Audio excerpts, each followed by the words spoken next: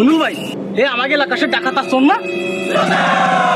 আরে শালা ওই দেখ আমাকে দিয়ে টাকার ব্যাগটা লুকোচ্ছে, মনে করতেছে আমরা হলো চোর আর ডাকাত আছি। এবারে আমরাও যাইতে আছি কুরবানির গরু কিনতে। তাছাড়া আমরা যদি ডাহাতির করা নিয়েতে বাইরে দিতাম তাইলে আমরা কি খালি হাতে বাইরে দিতাম? চল তুই চল।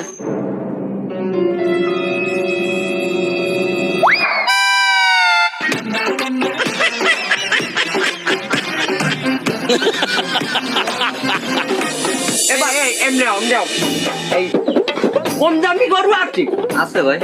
ওই গরুটা ওইটা কত করি ওইটা? এই গরুটা 70,000। এটা একটা কথা, কম দামে বড় গরু দেখাও। এইটা কত? এটি 1 লাখ টাকা। অল্প টাকার মধ্যে একটা বড় গরু দেখাব, আমরা ভাগে অনেক লোক আছে। বড় গরু অল্প টাকায় আছে। আছে। কোনটা দেখো লোন দেয়। এটা হয় এইটি। এই গরুটার দাম কত? এটাও 1 লাখ টাকা ভাই। এটাও 1 লাখ, এটাও 1 লাখ। কি ভাই, এটা তো ডাবল এর সেই। ওর পাও ভাঙা ভাই, একটু রোগ আছে।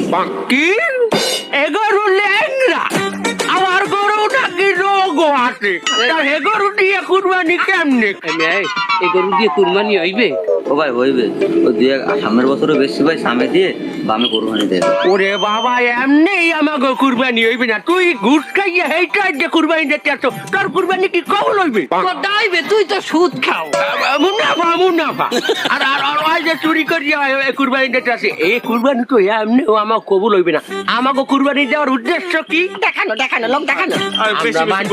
মানুষের দেহামু আমরা কিছু গোস্ত বামু মানে রে বিলিয়ামু, একটা আলাদা ব্যবসা আছে না এলাকাবাসী রে। আমরা এই গরুটা দেহামুই না, ওই যে করিয়ে হোক ওই গোপে গাপে দেয়া ওই রাইতে এই গরুটা লই যাবে। ওর তো অভিজ্ঞতা আছে, ওই 2 দিন আগে হেন্ডে রাইতে গরু একটা সরাইছে।